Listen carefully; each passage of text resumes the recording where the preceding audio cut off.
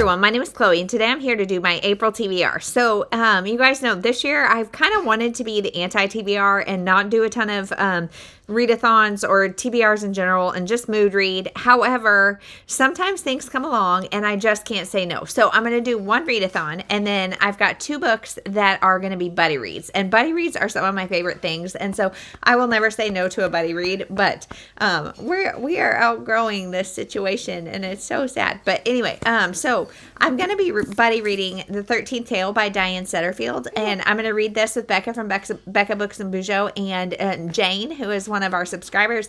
That is just the sweetest thing. And this, I just recently did a try a chapter tag, including this, and I think I'm going to need a buddy to like help me through this. I'm not sure I'm going to love it, but I'm intrigued, and I might use this later on, so hang tight on this. The other thing that I'm going to be reading is The Luck of the Titanic by Stacey Lee. So this is a YA, I think, about a girl's experience on the Titanic. And I was talking to Becca, again, from Becca Books and Bujo, and I was saying, I'm not sure what I'm going to do for April. And she was like, well, I'm going to be reading Titanic books. And we discovered that we both have this one on our shelf. So we're going to buddy read this at some point in the month. It says, Valora Luck has two things: a ticket for the biggest and most luxurious ocean liner in the world, and a dream of leaving England behind and making a life for herself as a circus performer in New York. So circus is like an anti-buzzword for me. I don't love circus books, so we'll see. Much to her surprise, though, she's turned away at the gangway. Apparently, Chinese people aren't allowed into America.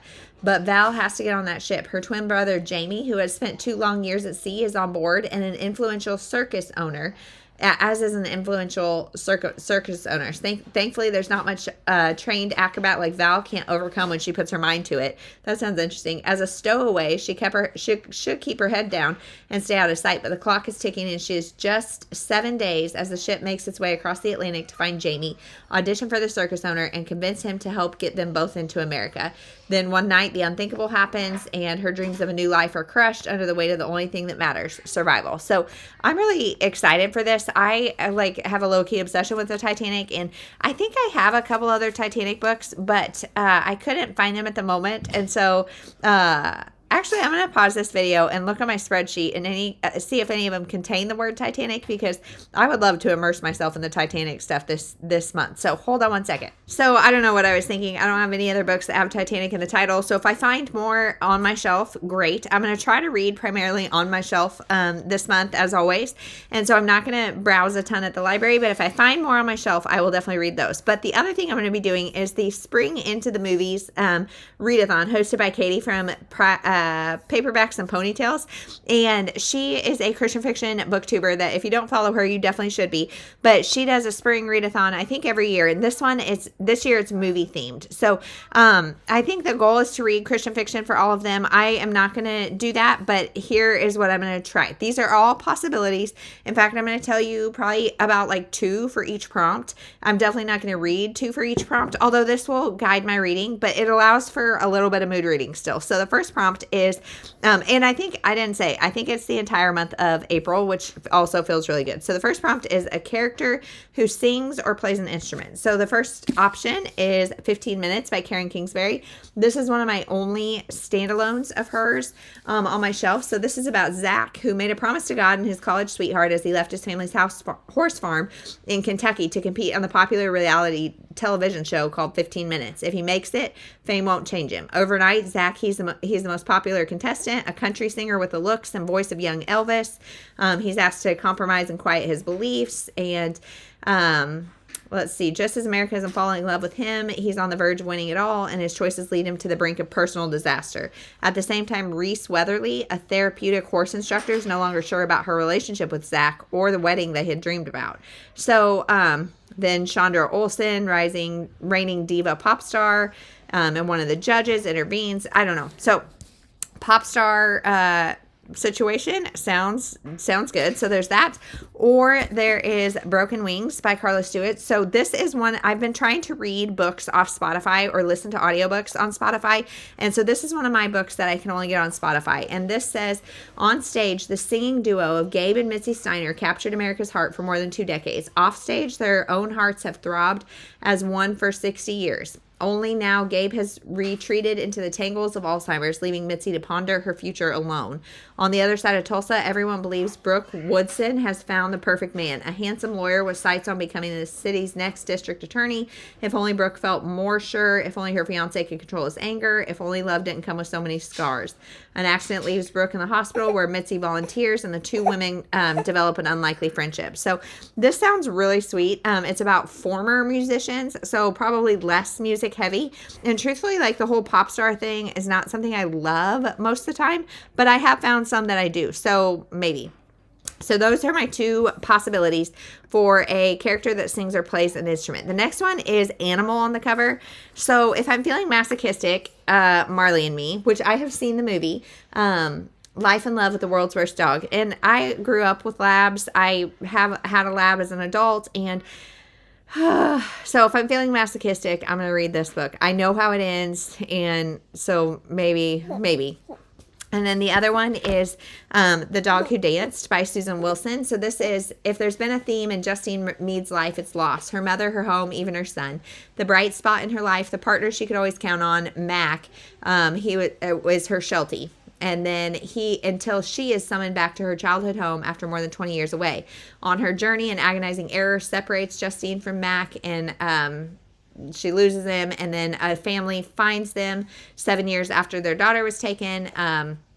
And so I think it's all about this dog and uniting people in the love. So dog animal books, I feel like, are always really emotional. So maybe I'll scratch both of those and read one of like the pet rescue series with my daughters. We'll just see how my mental health and emotional state is in April. So then we have romantic suspense. Now I only have one option for this because it's a genre I don't love, because I feel like either the romance is done well or the suspense is done well. I haven't found one I love. This Colleen Coble is another author that for me is like on the fence too. I don't really love her books. I've loved liked a couple, but this is the first in a series, and so I figured it would be a good thing to see if I want to keep or not. Okay, we're gonna see if we can finish this video with her on my lap. So if you see little feet, she's right here. But anyway, so this is the first in a series. I'm not sure if I'm going to like it or not, but it says in 1989, Claire Delamere disappeared from her own 4th birthday party at the Hotel Tourmaline on the island of Folly Shoals, Maine. She showed up a year later at the same hotel with a note pinned to her dress, but no explanation.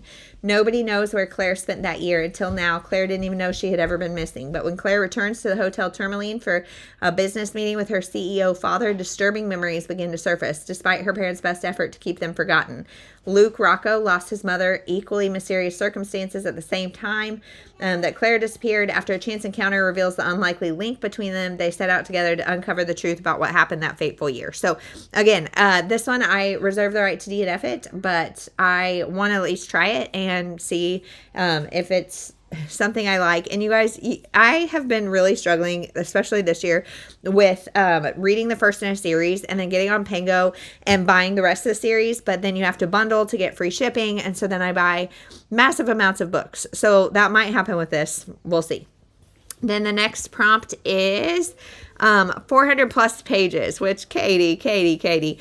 But so this one fits the bill, The 13th Tale. This is possible. The other one that fits the bill is another Spotify read, The Forgotten Orphan. But since this is over 400 pages, I'm guessing that it's going to be longer on Spotify than like my 15 hours that you get. Like, I'm guessing I won't be able to do both. If I do the Broken Wings, I won't be able to do this. So I'll probably do the Forgotten Orphan or the 13th Tale for this, but this is Abandoned, the England 1940. Abandoned when she was tiny, Maisie Reynolds was separated from her twin brother and forced to grow up in Hollybush Orphanage, a place where she has never known love or kindness. But with the world at war and Hitler's devastating bombs coming even closer, fate has other plans for Maisie, and a secret from her past changes everything. When she meets handsome paratrooper Cam, Maisie learns that love might not be lost to her after all, not before her past life and D-Day bring a tragic twist to her happiness. So we'll see. We'll see what this is like, maybe.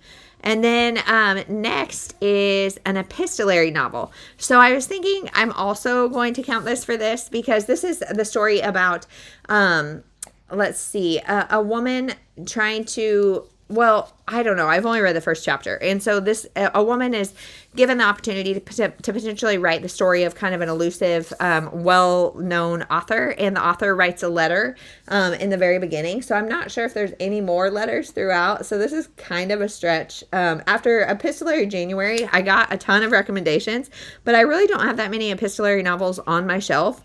So like I said, I know there's a letter from the author in here, like the fictional author. And so I'm going to say maybe this. If I can find something else that fits better, I'll switch it, but maybe this. And then we have Hat on the cover. So Hat on the cover, we've got a couple options. Forever Beach by Shelley Noble. So this says, one woman struggling to hold on to what she has, one woman learning to forgive, their lives entwined by one little girl. So that's really all I need to know. But Sarah is anxious to finalize the adoption of her foster daughter. Once a foster child herself, she longs to become her forever family, giving her all the love and stability she was denied in her own childhood. When the biological mother suddenly reappears and petitions the court for the return of her daughter, she's terrified she'll lose the little girl to the drug-addicted mother who abandoned her. Then, having grown up in foster care, Alana Cartwright is a lawyer who fights for the rights of children who have no one to fight for them. But to Sarah, she is Nani Blatchard, who grew up in the same foster home as Sarah. They'd promised to be best friends forever, but then Nani was adopted by a wealthy family, and Sarah never heard from her again. Sarah still hurts from the betrayal, but Nani harbors her own resentment toward the past. Mistrustful of each other, two women form a tenuous alliance to ensure Layla, the little kid's future. This was just interesting to me because my sister's name is Alana, spelled way differently, but my kids call her Nani because I couldn't say Alana when I was a kid because she's nine and a half years older than me. I couldn't say not Alana, so I called her Nani. So that's weird that both of these names are in this book, but there's that option. Just a second, please. And then The Ebb Tide by Beverly Lewis. So this, again, is one of my only standalone Beverly Lewis Amish books, which would also fit Amish in April. So so maybe I will pick this one. Sally has dreamed of traveling at least once before settling down to join church. So she's thrilled, ma'am, at an unexpected summer opportunity to nanny in Cape May for a well-to-do family. However, saying even a temporary goodbye to Pastor Paradise Township means foregoing baptism another year, as well as leaving behind a would-be beau. Yet the weeks in Cape May soon prove unforgettable as Sally meets a Mennonite young man whose friendship she quickly begins to cherish. Has she been too hasty with her promises, or will she only find what her heart is longing for back home? So that would knock off Amish in April as well, which is hosted by Lizzie Faye Loves Books. And I think Sarah, the Bookish Knitter, I think is her channel name. She's changed it a couple times. But anyway, so that's an option. You guys, this video is derailing into chaos. But two more prompts. Flower in the title. So we have Wildflowers from Winter. So Katie Gancher is a Christian fiction author that I've been wanting to try more from, and I just got this. So like the winter, grief has a season. Life returns with the spring. So a spring book. A young architect at a prestigious Chicago firm, Bethany has built a life far removed from her trailer park dwelling teen years until an interruption from her estranged mother reveals that tragedy has struck in her hometown. A reluctant Bethany is called back to rural Iowa. Determined to pay her respects while avoiding any emotional entanglement, she vows not to stay long. The unexpected inheritance of 500 acres of farmland and a startling turn of events in Chicago forced Bethany to come up with a new plan. Handsome farmhand Evan Price has taken care of the Quinn farm for years. When Bethany's left the land, Evan must fight her decisions to realize his own dreams. But even as he disagrees with Bethany's vision, Evan feels drawn to her and the pain she keeps so carefully locked away. For Bethany, making peace with her past and the God of her childhood doesn't seem like the path to freedom. Is letting go the only way to new love, life, and peace that she's not even sure exists? So, that one sounds good. And then last is a family story, which I think a lot of these could probably count for that. But I just decided to pick up one that has family in the title. And I've got a couple Ferd Michaels books in my library that are these mass markets. And again, I'm not sure I'm going to love them. So this one is In a City Built on Dreams. Trisha Holiday makes her living moving like one. Makes her living moving like one? Okay. but out of her dancer's costume, she is as down to earth as they come. That's why she ignores the admiring note that arrives backstage after one of her ethereal performances. Yet the sender, a wealthy foreign prince, isn't easily dissuaded. An American education has made Malik long for the freedom to choose his own bride, and the woman he wants is Trisha. After a breathtaking visit to Malik's kingdom culminates in a marriage proposal, Trish attempts to adjust to an opulent new lifestyle. In the midst of these dizzying changes, she vows to help her sister, Emma, whose own marriage has ended in a bitter breakup. And through it all, she strives to stay true to what matters most: love, friendship, and the ties that hold family together across the miles and the years, and embrace the everlasting dance of life. So, again, I've got 2 on this list that I'm not sure I'm going to like, the Colleen Coble and the Fern Michaels. And so we will see if I actually like them or not. It would be pretty exciting to like them. So, yeah, that is my April TBR. Let me know if there's any Titanic books I need to read, or if there's any of these I should prioritize over the others. And thank you so much for watching and sticking through with the chaos. I appreciate you, and I'll see you in the next one.